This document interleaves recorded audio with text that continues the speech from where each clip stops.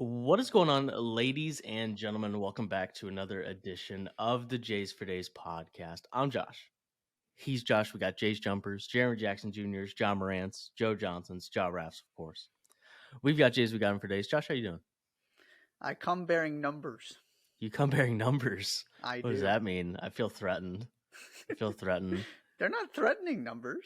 That sounds like something a teacher would say during a parent-teacher conference when you're struggling with your grades. Yeah, And here's the proof. And the parents are like, he says he's doing just fine. I mean, like the worst grade he's told us he's gotten is like an 85, and she's like, I come with numbers. Let me show you. I feel like I'm in the middle of a parent-teacher conference, but thankfully we're not. Thankfully, the worst it could be is it's got to be something about college basketball coaches in the NCAA tournament. Of course. That's got to be what it is. It's got to be what it is. It's a Monday morning post first and second rounds of the NCAA tournament. Scale of 1 to 10, tournament so far. Yesterday was pretty good. I enjoyed yesterday. Yesterday was solid. So I'll bump it up to a 6. Okay. Well, excuse me. I'm also not somebody who's in love with all of the upsets.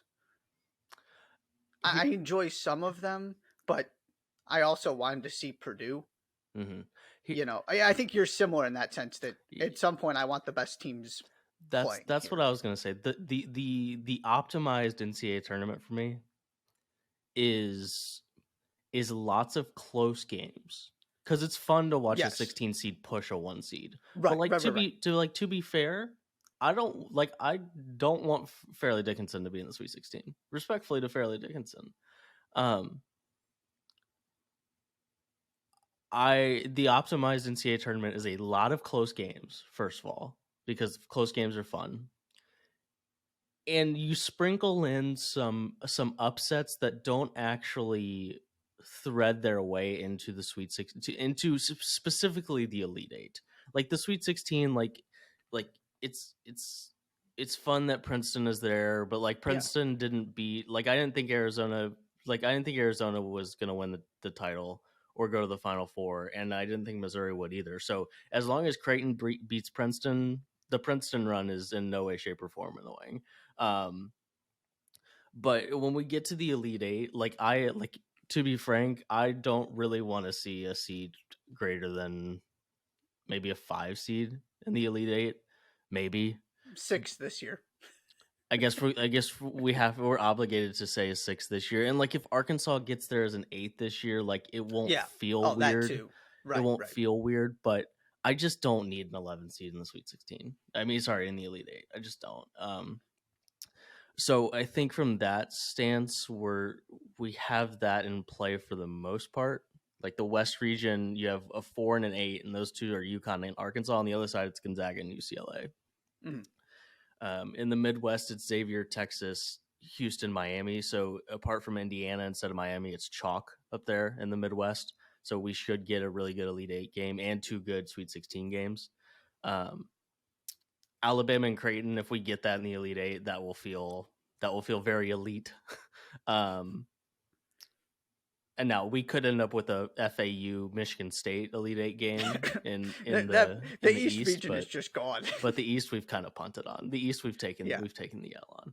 So I think a 7 or so I think is fair. It's it's of course all relative because a 7 in the NCAA tournament is like a 10 in just normal regular season college basketball. Right. So it's all relative, but it's been fun. I'm just always curious how, like when we stack it up against other NCAA tournaments, how we feel about it. And the other thing I enjoy is a quote unquote Cinderella who's not actually a Cinderella because they're just a really good, mid-major basketball team getting their opportunity. And we don't really have So FAU's probably about the best example because Princeton coming from a 15, they've been excellent this tournament. They don't really fit that description. I want the 12 or the 13 seed. I thought we might get it in Furman, and that didn't happen. Mm. Or, so for example, right, FAU, 30-plus wins, clearly proving they belong, beat a good Memphis team, getting some of those teams in the Sweet 16. I'm all for that. Because those, even if you don't think that team can actually get to a Final Four, A, there are examples where they have, and B, that they're going to be competitive because they're just really good, and it's fun to see that team get the attention that anybody outside of people who really follow, FAU was ranked this season. Yeah. Clearly they're a really good team, and Dusty May's doing a great job. But your average college basketball fan's not going to know that. So for them, to kind of get their introduction on the stage with everybody watching, the biggest stage in the sport, I'm all for that. We don't even have that much of that this year either. That's true. Okay, do you want to save our college basketball coach discussion for the end of the podcast? It kind of connects, so I'd like to do it now if that's okay. Okay, yeah. I mean, that was an offering of either now or later, rather than let's do it later. So, please, the teacher closed the door, like they said. There's a sigh and also a "How are you guys today?" kind of thing to like keep the pleasantries going. But now it's time to get down to business. All right, here are my numbers. Second, and on the back end, with the 48-hour turnover in the NCAA tournament, if I did the math correctly, Bill Self at Kansas is 17-12. John Calipari at Kentucky, 13-6. Tom Izzo is now 24-7 with the 2-day turnaround in the NCAA tournament. Okay. There are, just like NCAA tournament isn't a commentary on a coach, right? Because it's about program building. It's about consistency throughout a season. It's about, are you getting your team to overachieve? Are you maximizing your team, right? Mm-hmm. Matt Painter's as good as anybody in the country. Sure. That's why he's one of the best coaches in the country. That ability doesn't necessarily translate to NCAA tournament success because they're separate and independent. Because sure. I refuse to evaluate them the same way. The opposite is true, that there are specific things, for whatever reason, that some coaches are better at than others when it comes to the NCAA tournament. Mm-hmm. Izzo is brilliant, for whatever reason, with that 48-hour turnaround. Winning the second game when you just learn who your opponent is and kind of have to just throw it out there and see what happens. So he's played in 31 NCAA tournament games on a 48-hour turnaround, and he's 24-7 in those games. Correct. Okay. Just making sure I'm understanding your data correctly. Yes. Yes. And so, right, his is a longer, I only took Cal and Self from Kansas and Kentucky. So sure. Izzo, because he's been there longer, he's got. Sure. Yeah. Sure. So that's my point with Muss is, if you want to say he's not there yet because he hasn't gotten to a Final Four, that's fine. Because obviously Izzo has the Final Four as the national championship to back it up. Mm-hmm. But there is also this specific skill set of managing the chaos of March and getting your team not max to overachieve during a season, but no mm-hmm. matter what happens, to get them maximized at the right time. We said all season, well, if Arkansas figures it out, they could be really dangerous. And then they never did. And all of a sudden they just did. Mm-hmm. That is what I was going at with Muss, is that there are patterns in the NCAA tournament, right? Sean Miller's lack of success at Arizona. Now, they almost lost again in the first round, and now they're headed to the Sweet 16. But that's my point, is that there is absolutely, you can't convince me otherwise, that there are not, and I can't explain it, but there are some coaches who, even if you're somewhat disappointed in what happens in the regular season, even if they don't have the most talent, they may not overachieve during an entire season, but they consistently overachieve and exceed expectations in March. There are too many games, between those three coaches I picked for that to be a complete coincidence. And so my point was just, Muss is getting there to the point where he needs to be in that conversation of best NCAA tournament coaches, which is different than best coaches in the country. Now, obviously, they probably overlap a lot, mm-hmm. but there is something to that as he's even building this Arkansas program into something that can get to a Final Four, he's making the Sweet 16 every season at this point. I think there was a little bit of a disconnect yesterday, because I don't disagree with that concept. I just don't think that we actually gauge NCAA tournament success on how good the coach is in the NCAA tournament. Like it's either, do you make it to the Final Four or do you not? Yeah. Right. Oh, I would agree. Right. This is me being stubborn and that's maybe the other thing I should have said yesterday was, I don't care about the general public perception. Sure. Because you're right. And that's, again, my frustration with the way that we evaluate the NCAA tournament. Right. And it's my frustration with like Arkansas's team is light years more talented than Purdue's this year. Light years. Yeah, sure. But because we've decided that Matt Painter is on the list of coaches that it's like Nickelback. Like, are you sure why people don't like it? Because it's cool to not like Nickelback. That's why so many people don't like Nickelback. Right. Because people who've never heard a Nickelback song just have decided that they don't like Nickelback. But then Rockstar comes on at a party at like 2 a.m. and you're like, this is kind of lit. And everyone knows the words. So like I'm a little and yes, like Matt Painter's been at Purdue longer and there's the track record. Like I get all of those things. But sometimes I'm like just a little like I don't understand why some coaches' definition of success in the tournament is different than other coaches' success in the tournament. Like if Matt Painter and Purdue had walked through the first and second round, nobody would have said Matt Painter and Purdue walked through the first and second round. Another Sweet 16. Yeah. Like Gonzaga on their way to their 8th straight Elite Eight. I mean, Sweet 16. Yep. But like until Mark Few went to the Final Four, it was like, I don't know about Mark Few in March. And like Muss has been great. But it's not like he's had bad teams and he's taken them to the Sweet 16. They've been good basketball teams. And so that's my thing more than and also just the general frustration that you and I both have with the NCAA tournament is the sweeping declarations that are made about the 68 team, a single elimination tournament that is not designed to get the best team, right? Because if it was, we'd play 16 teams and we'd play best of threes and figure it out that way. Because there's no way on God's green earth that Purdue loses the to FDU 2 times in 3 games. No way. Yeah. Right. Yeah. So in a similar way to the declarations made about North Carolina, UCLA 2 years ago, like Matt Painter was spectacular in the regular season, but now got a 1 seed with a team that had no business getting a 1 seed, and won the Big Ten by 3 games, and then went on to win the Big Ten tournament for the first time since 2009. But because he lost in the first round, the season's a failure, and that's how the season will be talked about. And like unless Arkansas goes to the Final Four, Arkansas's the narrative around Arkansas's season should not be that Musselman got them to another Sweet 16. It should be this team was really, really good and really talented and could have been incredibly special if they were healthy. Like that's the thing that's what I want to be remembered about this Arkansas team. And if they get to the Final Four, then great. Then it's despite all of their health issues, Eric Musselman took this team to the Final Four. But like the narrative changes too quick.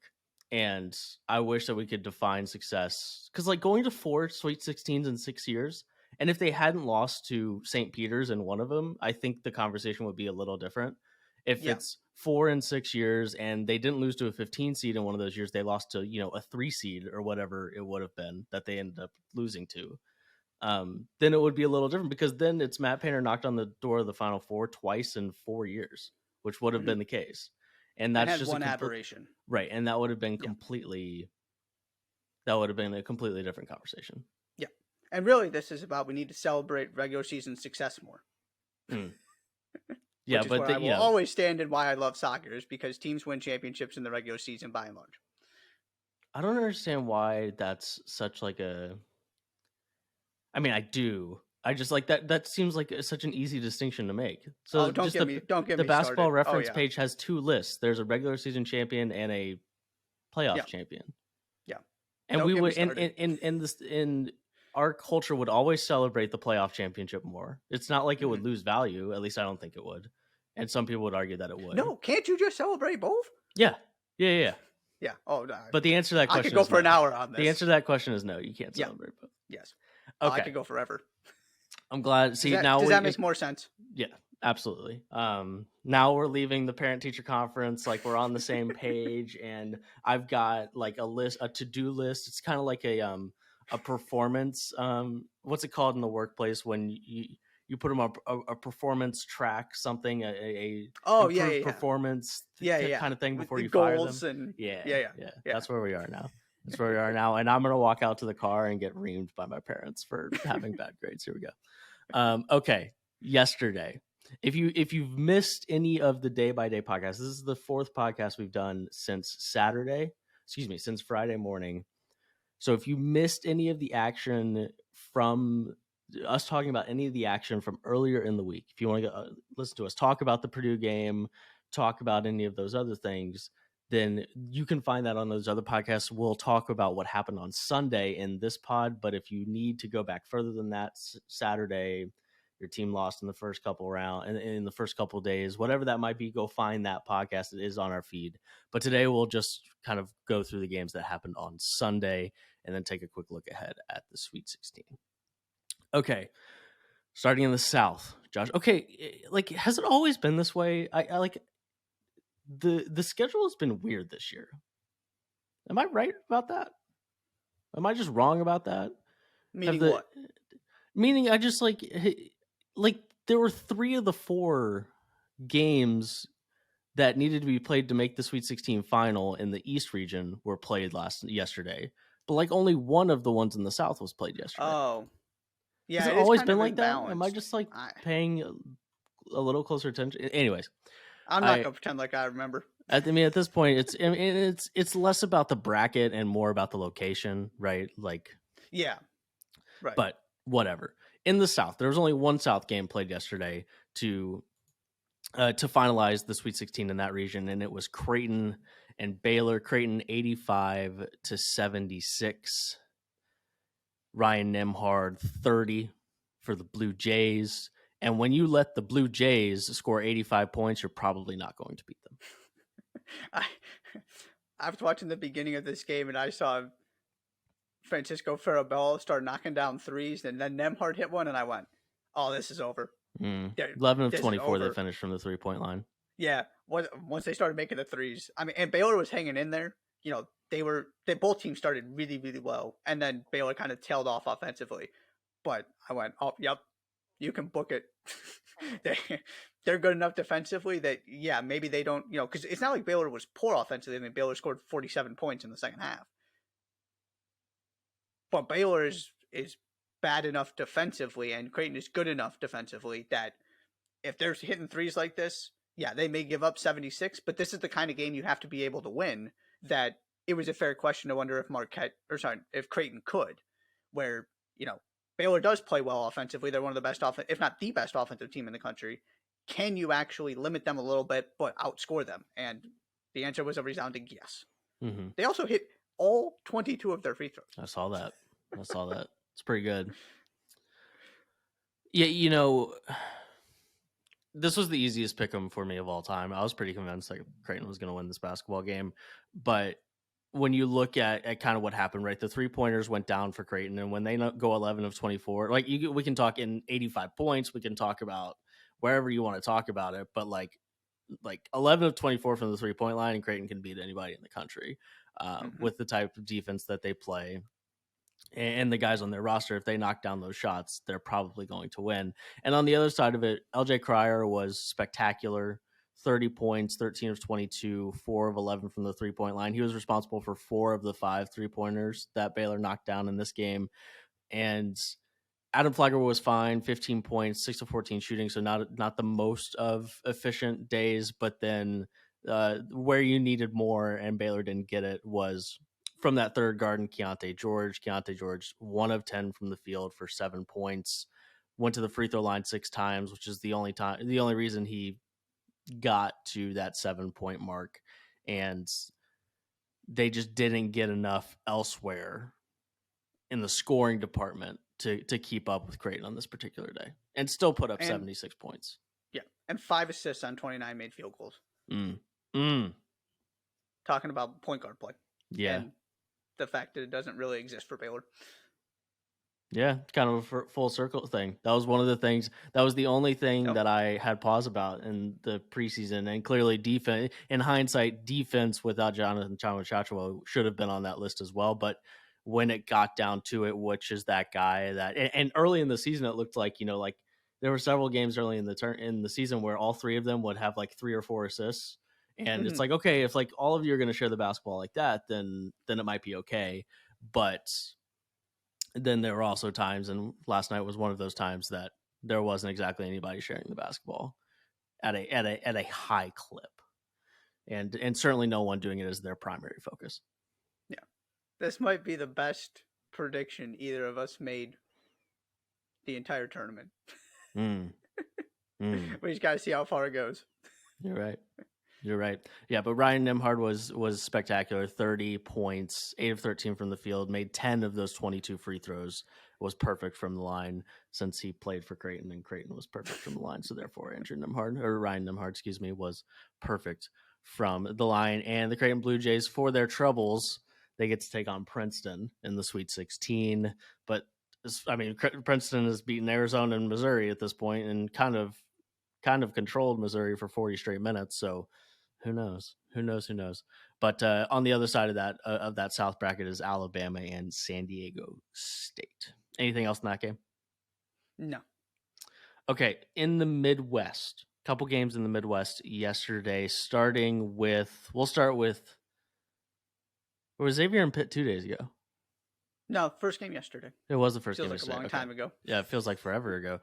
Xavier 84-73 over the Pitt Panthers, and Xavier tried their best to lose in the first round, but instead they are on their way to the Sweet 16 after a 48-point explosion in the first half against Pitt. They were up by 14 and were never super.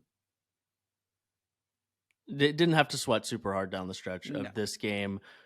This is the type of performance you'd love from your offense if you're Sean Miller every single game.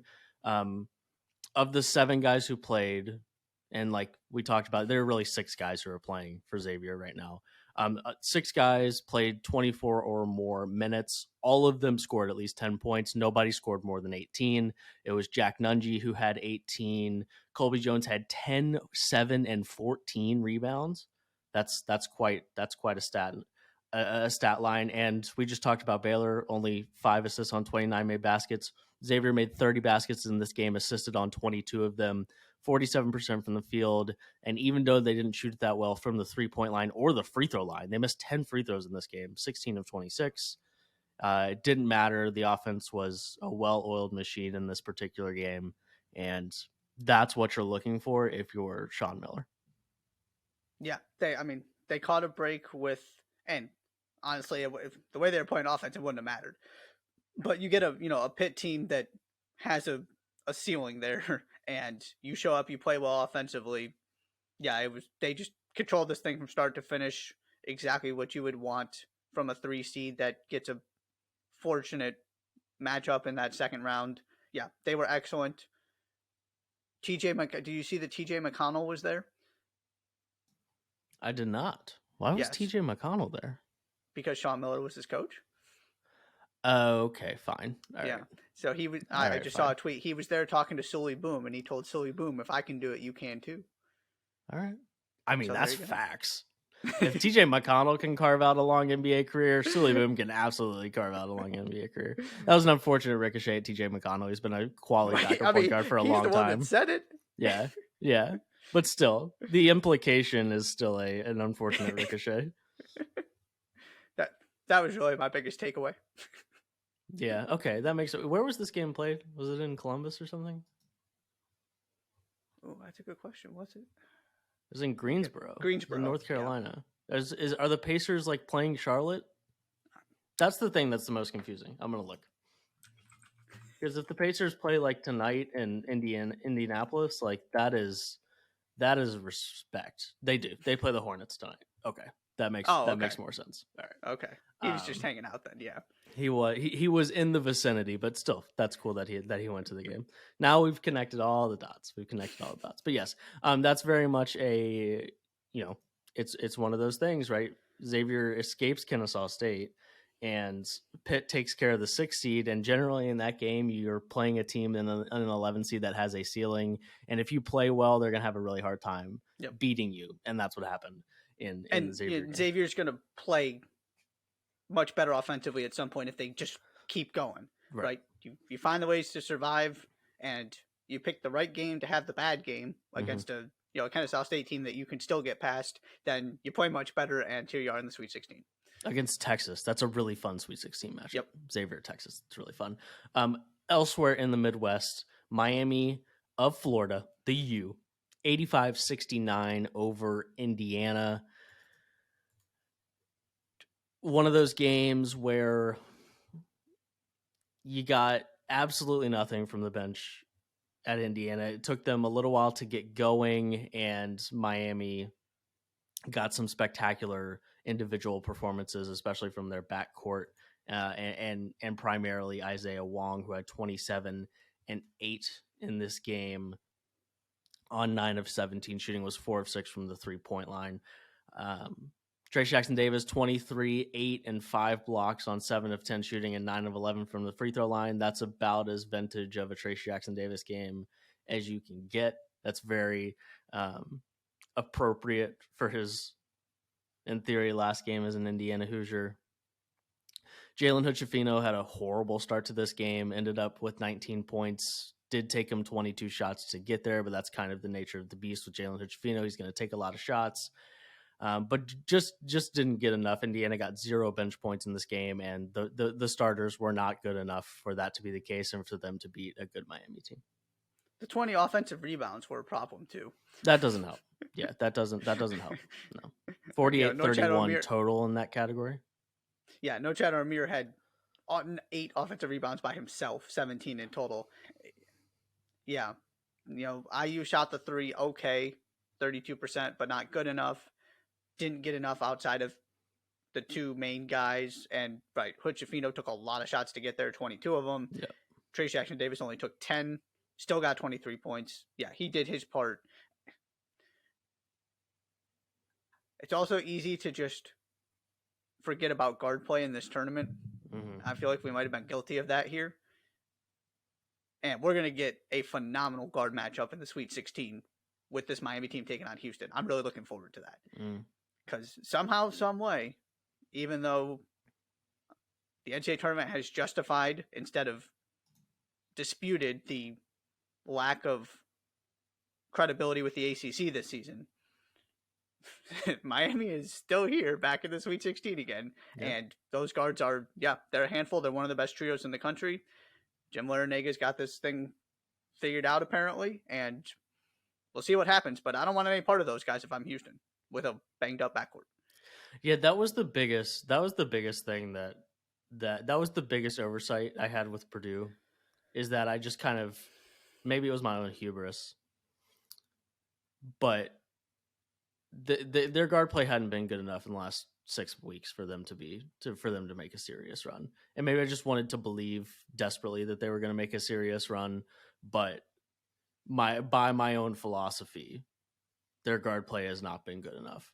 Otherwise, I feel like subconsciously I'm picking better guards at this point. It was just my Purdue mental block because everywhere else. But I think you're right that if you had to, the scale certainly tips in Miami's direction when it comes to guard play in that particular matchup, and that was the case because Jalen Hood-Schifino played like a freshman for the first probably 8 minutes of this game. Right. He had several turnovers, was like 0-4 from the field. It didn't look great early, and it got better, like it usually does. He very rarely has like a full 40-minute stinker, but he'll have these games where he either starts really slow or has kind of a stretch where he doesn't play super well, and at the beginning of the game is where it came in this particular game. And if he does start well, he's usually going for 30. Right. It's not like, it's either he's going to start well and you're never going to stop him in that game. He usually figures it out, especially when like somebody's got to make shots. I mean, Tamar Bates took 7 shots in this game off the bench. He took all 7 of the bench shots and missed all 7 of them. So somebody else needed to score, but nobody did it especially efficiently outside of Trace Jackson-Davis. Yeah, Hood-Schifino just wasn't good enough to match what the Miami guards provided, even with Trace Jackson-Davis. And hence the Indiana season comes to an end. There were some cool quotes from Indy Star articles this morning about this was the first really fun Indiana season, specifically in the context of like if you are an Indiana fan, like this was the first like really fun Indiana season since probably 2016, because they hadn't made the tournament. They made the tournament last year, but I don't think anybody would describe last year's season as super fun. Like there was a lot of stress. They had to make a deep run in the Big Ten tournament to kind of solidify their spot in the field. So this was the first kind of really fun Indiana season for their fans. And there were a lot of quotes about like Trace Jackson Davis saying things like, we just wanted IU basketball to be fun again. And I think they achieved that this year. Hopefully, assume like if this is Trace Jackson Davis's last game, if this is Jalen Hood-Schifino's last game as an Indiana player, which it should be, then hopefully they can kind of build on that momentum. There's some guys already there that I think Malik Renew is just kind of like a discount Trace Jackson Davis waiting to happen. And so hopefully, right, they can build on that, because as much crap as I give IU, college basketball is better when IU is good, and hopefully they can build on that momentum. But their season comes to an end. Miami will play Houston on the top half of the Midwest Sweet 16, and Xavier in Texas in the bottom half. Okay, in the East, we had 3 games here yesterday, starting with, of course, the round of 32 matchup everyone was predicting. FDU versus FAU. FAU 78-70. And this is the thing that is really surprising to me, Josh. Because both times that the Sweet 16, the 16 seed has won against the 1 seed, like they still play a team in the next round that they should get smoked by. Like, right. and I think they played Kansas State, UMBC. Yep. Is that right? Yep. And that game was really close, and Kansas State wasn't great either. So that one made a little more sense, but still not a ton more sense. And even this Fairleigh Dickinson team that didn't win their conference tournament, didn't have, I believe, if I read from Brendan Quinn's article correctly, didn't have a top 300 Ken Pom win until beating Purdue. Yes. Yeah. I think that's right. And they weren't top 300 at Ken Pom either. Right. And they go and play this Florida Atlantic team that has been ranked this year, is now 33-3 this season. 33-3. That's crazy amount of basketball wins. And they go toe to toe with them. And they make shots down the stretch, and they're tough for, and it got to the point where with, 90 to 120 seconds left that it was like, okay, this game is probably over. But it wasn't much longer before that the score, was a 5-point game. So I think whatever it is, and maybe it's just the invincibility that I'm sure comes with beating a number 1 seed, that you just don't know enough to be scared about whoever you're playing next, because you just beat Purdue. So why would we be scared of Florida Atlantic? Like, right. There has to be some of that. But once again, the 16 seed makes it past the first round, and they are absolutely competitive and absolutely look like they belong against the team that they play in the round of 32. But ultimately, just a little too much from the Owls. John L. Davis was really, really good. 29, 5, and 12. It was one of the better individual performances of the entire tournament so far. He led the way. Other than that, wasn't a super spectacular game from Florida Atlantic, but they got the individual performance they needed and did enough against the Knights to move on to the Sweet 16. Yeah. Teams just, I guess, maybe part of this is that you have to be so unconventional as a 16 because from a recruiting and roster building standpoint, the teams just can't deal with it. Right? Because FAU had the same problem that Purdue did, which is, what do we do with our big guy? We'll put him on Sean Moore, and Sean Moore just drives by him because said big guy is not designed to stop Sean Moore, because FDU doesn't have, 6'8" players, let alone 7-footers. Right.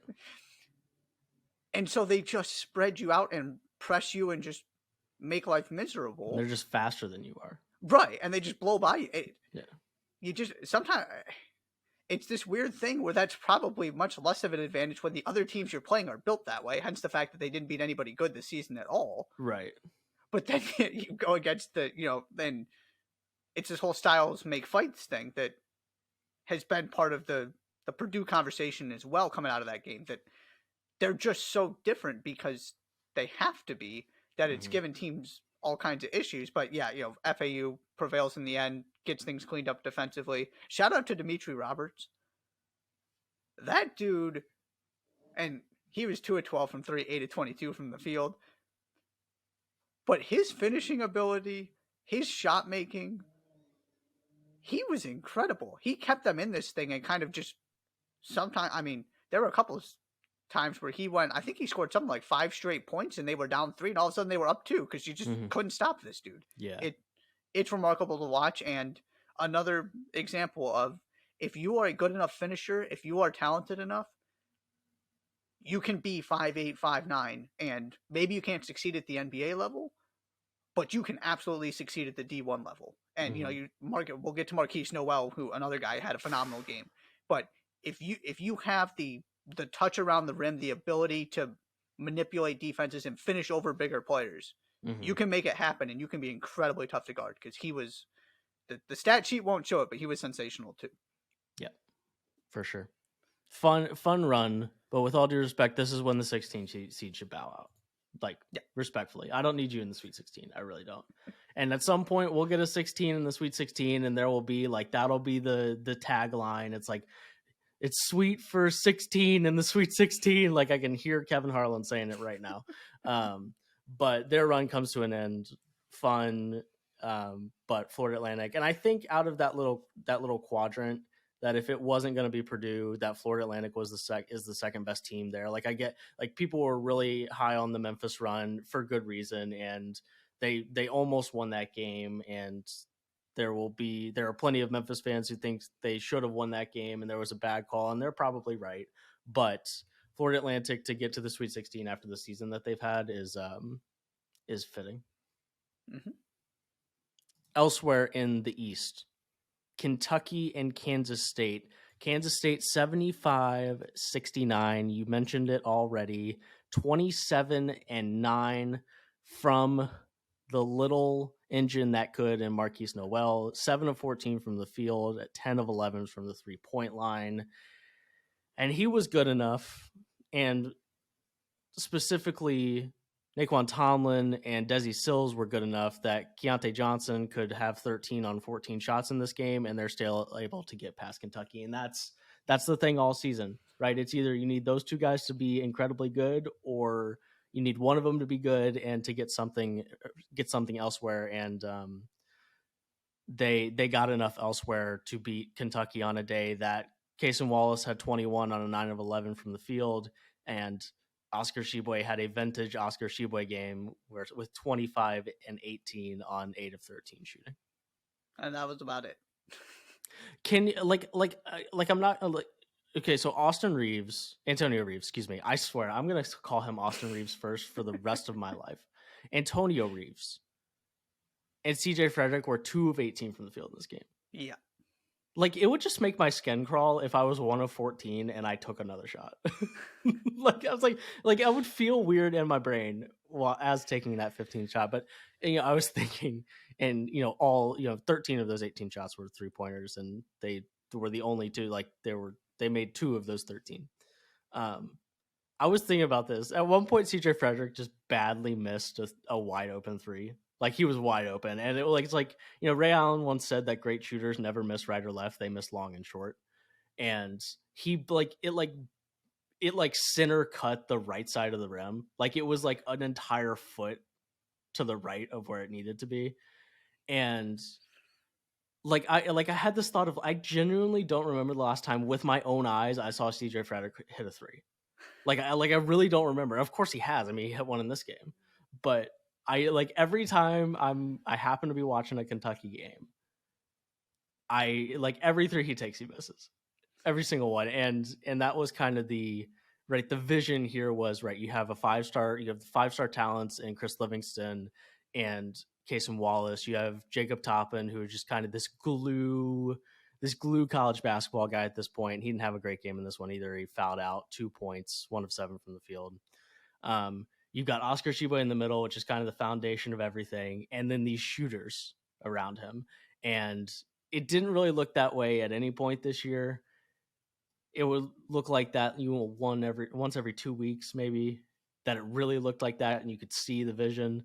But pretty fitting that that's how this kind of turbulent Kentucky season went, was with their snipers from the 3-point line going 2 of 18 from the field.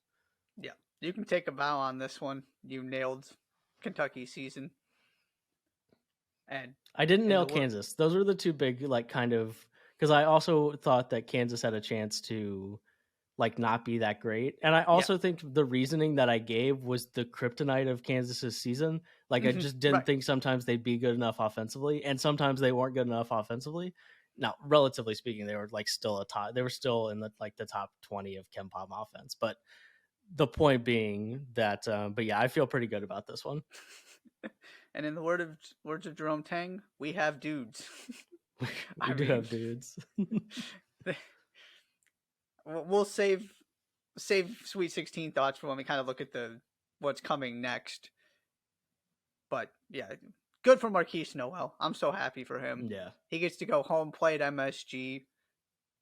This thing is wide open for Kansas State. The team standing between you and the Final Four are FAU, the Zakai Ziegler-less Tennessee Volunteers, who have been pretty good offensively so far. And I mean, they've been okay offensively. They scored 58 and 65.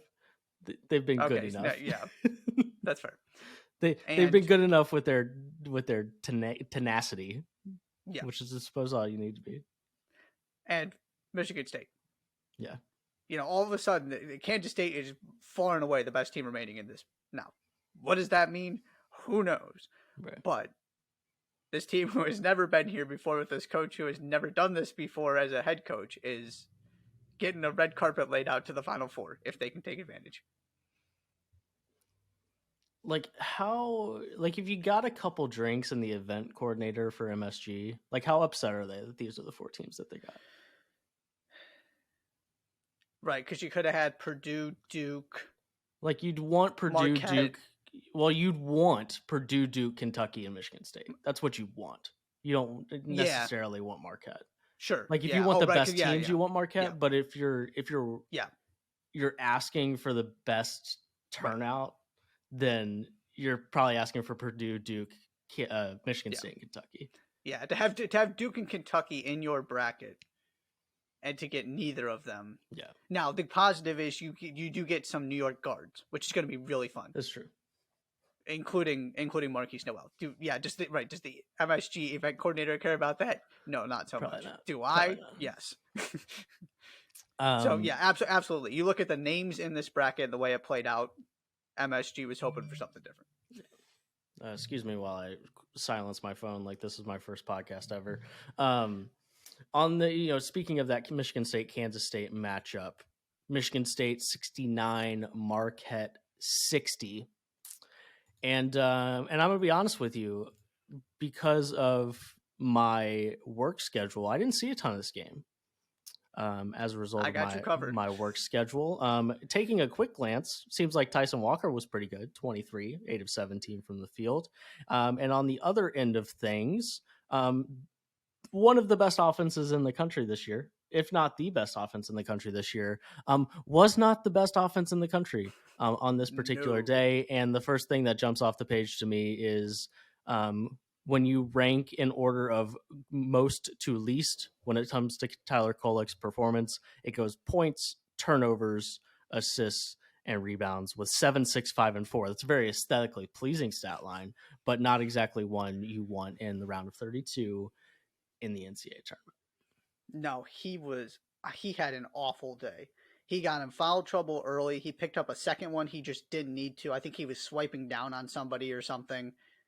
And then it was kind of, he comes in for a little bit, then he goes back to the bench so he doesn't pick up his third. Then he comes back in, and he never got into a rhythm. Yeah, no rhythm. And then even in the second half, I mean, they did put a run together, and then Michigan, there was a point where it looked like they were going to find a way to kind of, I mean, they got the lead. It looked like they were going to pull away a little bit, and then Michigan State responded with another big run, and Michigan State's defense was sensational. Marquette was just never comfortable. And like you said, to take this offense out of its rhythm is incredibly difficult. And you got the contributions you needed, Joey Hauser. And the other part of it, he had 14. AJ Hoggard had 13. He got 6 points off the bench, which is not great, but it's something. Michigan State, one of the best three-point shooting teams in the country based on percentage, was 2 of 16, and they still won this game, and they won this game ultimately comfortably. Now, it was not comfortable for, 38 minutes, but by the last minute and a half, it was clear who was going to win. Mady Sissoko had some blocks. They just gave Marquette all kinds of problems. And, you don't necessarily think about Michigan State's backcourt as these elite defenders. Mm-hmm. But when you think about Marquette, right, you need Kolek and you need Oso Ighodaro to be able to do his thing. And Oso Ighodaro was not able to do his thing either. And, yeah, it just threw him out of rhythm. And Cam Jones made some shots to keep him in the game, to kind of rally him at points. That was about all they had, though. And, yeah, Tyson Walker just kept making mid-range jumpers. They would get to the free throw line. They forced turnovers. They had control of this game for 35 minutes. Marquette put a run together to get right back into it, and then Michigan State took control again. And, yeah, somehow, someway, here they are. I didn't think it was possible for Marquette to have this bad of an offensive game, but it became pretty clear pretty quickly that was what was going to happen, and the question was whether they could survive. Yep. Yeah, them losing by 9 to a team that scored 69 points, I did not have on my bingo card. Right. Tyler Kolek comes back to Marquette, right? Their entire starting lineup can come back. Yes. Right, but like general, like there's you're asking like Tyler Kolek specifically, like yeah. We're not parlaying that into trying to be the 44th pick in the draft, right? Would he even be the 44th pick? I don't know. I haven't thought about it a ton. I haven't. I fully expect. The only question I have is Cam Jones. I expect everybody else to be back. If I'm Cam Jones, I haven't seen. I was looking. I was pulling up. I actually have a mock draft pulled up right now because I was looking to see how far Keontae George had fallen. If you told me Keontae George would be slated to be picked after Jalen Hood-Schifino before the season started, that would have been as well as Jordan Hawkins and ahead of Nick Smith. How about that? Let's see. Oh, this is just the first round. Do they have a second round? If you do a second round of a mock draft, I love you. That's just what it is. This particular draft does not have Cam Jones being drafted, unless I missed him. If I'm him, I'm coming back because you can do an awful lot to help your draft stock with one more year. If they all come back, are they the number one preseason team? Have to wait to see how things play out transfer portal wise and all of that. But certainly it's consideration. They're top 5, no doubt about it. Right, because you're losing quite a bit at Kansas again. Because you'll lose Grady Dick, you'll lose Jalen Wilson. Yep. I think DeJuan Harris is out of eligibility too. Maybe not. I don't even pretend to know with all the COVID stuff. Like You're very much. It's certainly possible. But yeah. Anyways. Yeah. Because they've got to be top 5. Oh, 100%. Oh, yeah. There's no way there will be 5 rosters that look better than Marquette's. No, they'll be top. Assuming Kolek comes back, they'll be top 5 even if Cam Jones does leave. Yeah, I would agree with that. But their season comes to an end, 69-60 loss to Michigan State. Okay, we've got 2 more games to discuss quickly. We'll just quickly glance at the UConn St. Mary's game, 70-55, and look at that, Josh. It's a UConn team that has been good all season and fits the mold of a potential national champion, and they've just kind of waltzed to the Sweet 16 and taken care of business against Iona and then a good St. Mary's team. Yeah, nothing too spectacular offensively. Adamas Nogo was really good. You got 25 points from Hawkins and Newton. Andre Jackson had a rough go of it in terms of, well, it's not entirely fair. He had 7 assists and 6 rebounds, but only 6 points just didn't matter. They were really good defensively. Yeah, they're looking like UConn, and Dan Hurley has his NCAA tournament wins that I was talking about at the beginning of the season. They should be here. They are here. They're looking really good, doing exactly what you would expect, and it sets up a really, really interesting game.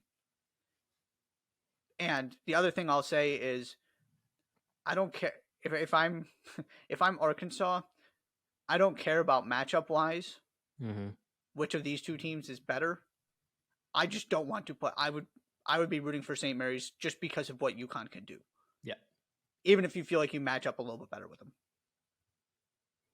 Because, yeah, they're rolling. The Gales just 19 of 49 from the field in this one. It's going to be tough to beat a former AP number 1 team and a team that, from all the metrics standpoints, that's a team that can win the national championship, and they've looked like a team that can do so in the first 2 rounds. Nobody on St. Mary's roster got to the 10-point mark. Nobody. Yeah, they were great defensively. Yeah, really, really good. And they'll move on to the Sweet 16, where they will take on Arkansas, which is a really fun one. Bottom half of the bracket in the Sweet 16, we get Gonzaga and UCLA, and that's the result of UCLA's win over Northwestern, and then yesterday TCU falling to Gonzaga 84-81. This was a fun game. This was the best atmosphere of the tournament. I thought that the building was super excited about what was happening in this game, and that's always fun. When a game starts this late, typically everybody in the building is people that are there for that game, right? So that helps as well. But Mike Miles had 24 on 8 of 13 shooting. He was really good. Damian Baugh, who transfer from Memphis, has turned himself into a really, really quality college basketball player and was solid in this one. 15 points, 8 rebounds, 4 assists. Just 2 turnovers, and was 6 of 9 from the field. I mean, that guy can be on my college basketball team any day of the week. 100%. But you got an All-American performance from your All-American on the Gonzaga side of things. Drew Timme had 28 and 8 on 12 of 21 shooting. Gonzaga wasn't super spectacular in this game. It's not like they had a mind-blowing offensive performance. But they were better than TCU, just barely. And the numbers, actually, when you look at them, are alarmingly similar. And the place that you got your extra points, if you're Gonzaga, is just at the free throw line. Both teams were 30 of 67. TCU made one more 3-pointer on the same amount of attempts, 25. They were 9 of 25. Gonzaga got to the line 5 more times and made 4 more, and that was ultimately the difference. But not quite as close, because 2 of those threes came when the game was basically already over. Yeah. So not quite the entire picture, and this game wasn't as close as the 3 points would suggest, at least late in the game. But a really fun NCAA tournament game, and one that I thought had a fitting end, because I thought Gonzaga was just a little bit better. Yeah, and it's weird because the game wasn't as close as the Final Four. The game was closer than the final score was going to make it appear. Mm-hmm. And then it became closer than the final score was closer than the game actually was. Right. It swung from one direction to the other, because TCU led. TCU led most of the way. Then Gonzaga made their run, and it was okay. They're up, 8 with a minute left. They got this thing under control, and then. Yeah, it looks like it was this one possession game, and that wasn't really the case. But also, it wasn't like Gonzaga led by 5 to 10 points the entire game. They were just kind of hanging around, staying within 6, and then put together their run in the second half to ultimately kind of flip the game and saw it out from there. Yeah, they were just a little bit better, and it's there was just never any panic. Yeah, because this is Gonzaga, like this is Drew Timme. These guys have been there. Yeah, right, exactly. Yep. Yeah, the game, the score ultimately probably accurately represents how close the game was, but not as close as the final 5 minutes were. Right. Mm-hmm. Rasir Bolton had 17. Julian Strother had 10 and 9. Antoine Watson. Go ahead. Sorry, the other thing is they couldn't hit threes forever, and then they started making some threes, and that's really what turned the game around. They took the lead early in the second half for the first time since like early in the first half, and then we're able to extend it a little bit, and we're ahead late in the game. Yeah, the threes, because I think they'd only made one, and then Bolton hit one, and then Strother hit one right after that, and that's kind of where things started turning. Yeah. Here we are, Gonzaga in the Sweet 16. 8 years in a row, the Gonzaga Bulldogs have been in the Sweet 16. 8. That's impressive. Yep. That's really, really impressive. To go on a winning streak in the NCAA tournament each of the last 8 years is crazy town. Also, my ESPN is currently showing me highlights of the Xavier game and Bill Murray laughing on the sideline. Oh, sorry, UConn game, and Bill Murray laughing on the sidelines is making me laugh. Like why? I still don't understand why that guy is like just popular at sporting events. It's like just like okay, he's just one of those guys. Okay, there we go. So our Sweet 16 is as follows. In the South, Alabama will take on number 5 seed San Diego State, and Creighton will take on, as a number 6 seed, the number 15 seed Princeton Tigers, just like everyone expected. Let's start there. Give me some Sweet 16 predictions. Do you want to stop there? I mean, we'll talk about all of these games before we get to the Elite Eight. I mean, you can we don't need to go through the whole thing. Yeah. Okay. All right. So give me some winners here. Alabama versus San Diego State. We'll start there. Yeah. No need to change philosophies. I feel very good about the thought process with this. Alabama and Creighton, as we both have. I'm not changing it. They're the better team. They've been playing well. How bold would that be? If we just Diego State, Princeton. If we just correctly predicted it and then decided that we were going to not stick to our correct predictions. Hey, it's called hedging your bets. That way we're right either way. I suppose. That's where I am as well. I think I think going any other direction would be overthinking it. I will say though that I thought, Alabama got through their game where for the better part of the game they didn't shoot well against Maryland. This is another game that, like, if they're not shooting well, San Diego State's defense is good enough to really lock them down to the point where they're going to struggle to score, 65 points. So like if they don't shoot well, San Diego State can absolutely win this game. But I think the likelihood of Alabama kind of struggling from the field 2 games in a row is low. And if they shoot it well on the other end of the spectrum, I don't think San Diego State has the offense to keep up with that. But I'm going Alabama and Creighton as well. In the Midwest, Houston, the number 1 seed, will take on Miami, Florida, and Xavier and Texas in the bottom half of the bracket. Almost chalk here. The 1 versus the 5, and then the 2 versus the 3. What say you? Give me Houston. Defensively, they're going to bother Miami's guards. That's where I come down on this. And, Marcus Sasser looked much better, much healthier. And he gets 5 days of rest. Right, exactly. Get that extended period of rest. I continue to trust Houston to get to the later rounds of this tournament. That's not going to change here. And I have seen nothing to make me back away from my national championship pick, so give me Texas. I like this matchup for Texas too, in the sense that if they can just do enough defensively to disrupt Xavier a little bit, they will be able to also capitalize on Xavier's defensive deficiencies, which is ultimately why I picked Texas to win, because they're one of the most balanced teams in this tournament. They can be elite on both ends of the floor on any given day. So I don't feel terrified about this matchup. Xavier certainly, they can get to a point where they're just so good offensively it doesn't matter. I don't see that happening. Give me the Longhorns. So 1-2, Battle of Texas to go to Houston.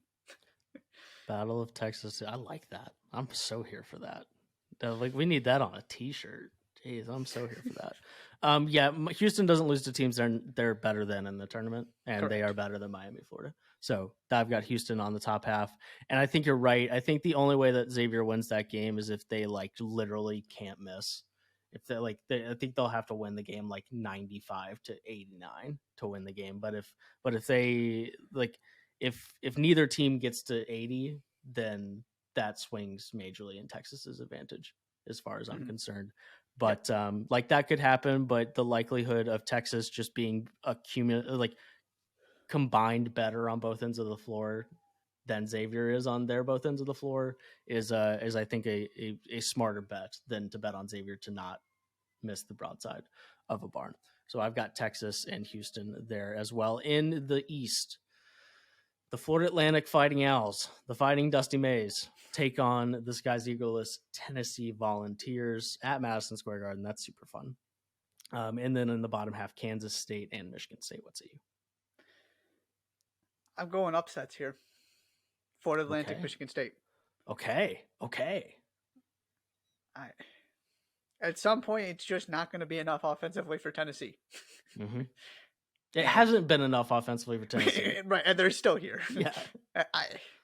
I still, you asked me one most surprising result of the tournament so far, outside of Purdue losing, it's Tennessee beating Duke. I have no explanation for what happened other than Duke was playing too well, I guess. Tennessee was tougher. That's the answer. And that's Tennessee. True. Yeah. Tennessee. That Duke wasn't ready for the physicality. Yes, that's the thing I've kind of decided. Yeah, and Florida Atlantic, based on what I saw something, is mentally preparing themselves for that reality. They're not going to get caught off guard by that to the extent that they have control over, not seeing very many teams like Tennessee this season. But I at some point, this is going to, the one-dimensional nature is going to hurt them. I'm saying it's this game. And then my theory on the Michigan State-Kansas State game. If I am Jerome Tang, well, actually, let's flip this. If I am Tom Izzo, and I just did that to Tyler Kolek, I feel very good about the fact that you are essentially going to get Cam Jones makes it different, right? Marquette is not a two-man team.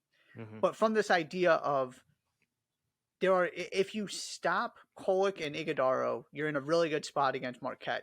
And if, obviously, we've been talking about all season, if you stop Noel and Johnson, you're in a really good spot against Kansas State.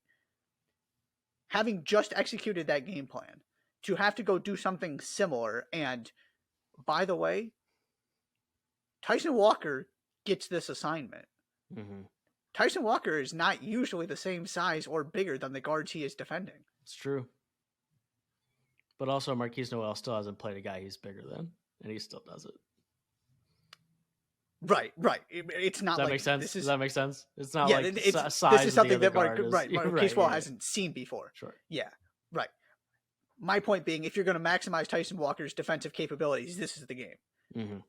I really like this matchup from that standpoint. Not that you're going to stop Noel, but if you can bother him after what they just did to Kolek, they can do it again. They've got something going here. So I'm going Florida Atlantic, Michigan State, Elite Eight. I'm going to go Florida Atlantic, and I'm going to go Kansas State. Okay. I think I like that. Like Marquise Noel was spectacular, but Keontae Johnson wasn't. And and they haven't been spectacular in either game, and they've won both games. Like, maybe comfortably isn't totally the right word, but like they've looked like the better team both games convincingly, and neither game was like Marquise Noel was spectacular, but you need one of your two best players to be good, right? Like that's just like that comes with winning basketball games. So the fact that they just beat Kentucky without both of those guys, like having 25, Desi Sills and Naquan Tomlin, like they had that's just what you need. You need them to combine for 20. That's what you need. And that puts you in a spot to win basketball games against anybody. So I'm going to go Kansas State there. I'm going to go FAU on the top side of the bracket because I think they can get to 70. And if someone gets to 70, Tennessee's going to lose. I mean, if someone gets to 66, Tennessee's going to lose. And I think you're right. Like, I just have a hard, like at some point, right? At some point they're going to, and maybe there's like some weird reverse psychology that it's like, hey, we can't just watch Sakai Ziegler try to make everything happen kind of thing. But I also am not super interested in that argument. I would listen to it, but I'm also not going to be the one making it. So I'll go Florida Atlantic and Kansas State in the Elite Eight. All right, last but not least, in the West, super fun games in the West. Super fun. Arkansas will take on UConn in the top half, and Gonzaga and UCLA in the bottom half of the bracket. A rematch of the 2021 Final Four. Arkansas, UConn, what's up? And give me the other one too. Oh, this is a tough one. Give me UConn though. This is where you would really like to have Trevor Brazile. Mm-hmm. And you don't. Josh, breaking news. You don't have them. Deep, high level analysis right there. I do think UConn is playing slightly better and that they're a slightly better team. It's going to be super close, though. I just the slightest edge to the 4 seed who is supposed to be here, opposed to the 8 seed who, by definition, isn't. That's not a slight to Arkansas. We both have been saying if they get going, they can make the Final Four, which is absolutely the case. I would feel better about that. I guess I'll put it this way. I would pick Arkansas if they were playing every single team left in the East region, for example. I do. They got a which is part of the price you pay as being an 8 seed. They got a tough matchup here. And I do think UConn's going to be a little bit too much now that they have this thing going. And then I'm believing in this Gonzaga thing. I liked what I saw against TCU, being able to find a way to navigate that game. This is the kind of game where not having Jalen Clark makes a difference. Mm-hmm. You know, those are the kind of margins you're playing with when you've got two of the best. We can debate what the number is, but two of the best teams in the country going at it here. Give me Gonzaga, so I got Gonzaga, UConn. I'm going to ride the Must Bus. I'm going to go Arkansas. Okay. I'm not totally sure why, because I think it's gonna. I think the game is going to be up for grabs in the last 120 seconds. You just got to pick a team, right? And I think I just got to pick a team. Like that's why. Yeah, 100%. But we said before the tournament that if they get rolling, I think they could roll deep into the tournament, and beating the number 1 seed is about as rolling as you can get going into the Sweet 16. So I'll ride it. I'll go with Arkansas. I'm really looking forward to the Gonzaga UCLA game because both of those teams just feel so under control all the time. Like I think it will be a super high level basketball game. And I thought the Gonzaga TCU game was a super high level basketball game too. TCU would have beat most teams in the country. Yeah. And I think this will be a super high level game as well. I think I'll go Gonzaga. I had Gonzaga getting out of this part of the bracket, getting to the Elite Eight in my predictions. So I will stick with that. I think it's going to be super fun though. And like also if they had Jalen Clark, I think I would have just ridden UCLA anyways. But they don't. Like pre-tournament, like going into the tournament, I think I would have ridden UCLA if they had Jalen Clark. So I will stick with that. But I really enjoy watching UCLA play. I like Tiger Campbell is a ton of fun. He's right up my wheelhouse in terms of college basketball point guards, and plays with a ton of swagger. And that team's just super fun to watch. So I'm really excited. That's probably my favorite Sweet 16 game, just because I think it'll be played at such a high level. But I will pick Gonzaga to just narrowly escape the Fighting Mick Cronin's and face Arkansas in the Elite Eight. All right. Yeah, that's the region for me. Yeah. Those are two games. Who knows? The entire right side of the bracket is pretty spectacular. Like the right side of the bracket is Houston, Miami, Xavier, Texas, Arkansas, UConn, and Gonzaga, UCLA. Yeah.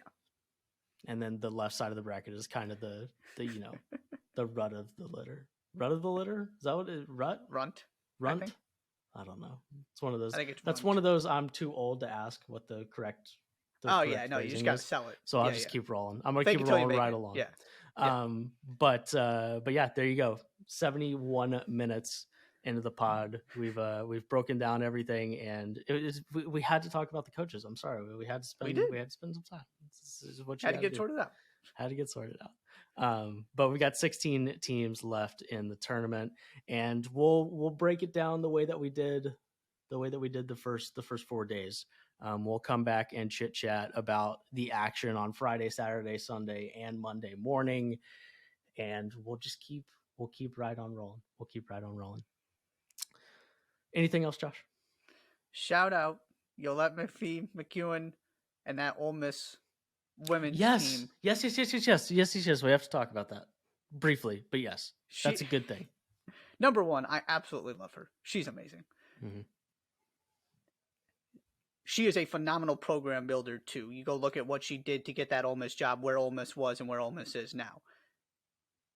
And they were at this point where they're beating the teams they're supposed to. You know, I think this is the second year in a row they finished 4th in the SEC. They just couldn't beat the best teams in the country. They could get some top 25 wins here or there, but it's, number 19. Mm-hmm. They go to overtime with South Carolina this year. And I was watching some of her post-game press conference after South Carolina smoked them in the SEC tournament in round 3, I think. I think they played them twice in the regular season. And she said, one day I'm going to beat Dawn Staley. This is on my checklist of, as I'm trying to build this thing, the next step is we got to be able to beat these teams. And they go in there, they hold Stanford to 49 points. It was beautiful ugliness, just terrific defense.